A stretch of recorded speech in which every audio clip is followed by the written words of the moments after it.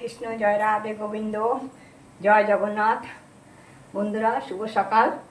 আমি আবার চলে এসেছি। এবার আমার সোনামণিদের জন্য একটু জল খাবার করব সামান্য, আর কথা বলতে পারছি না।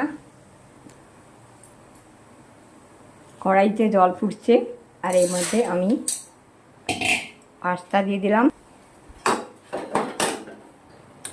এবার না ঢেলে দেবো, সেদ্ধ হয়ে গেছে। একটু ভালো করে সেদ্ধ করে না নিলে একটু শক্ত শক্ত হয়ে যায়, তাই একটু ভালো করে সেদ্ধ করে এবার ধুয়ে নিলাম। কড়াইতে আমি সাদা তেল দিয়ে দিলাম, আর এর মধ্যে একটু ঘি দেওয়া আছে। এবারে কাঁচা লঙ্কা আর কারি পাতা, আলু, নুন, এবারে পাস্তাগুলো দিয়ে দিলাম।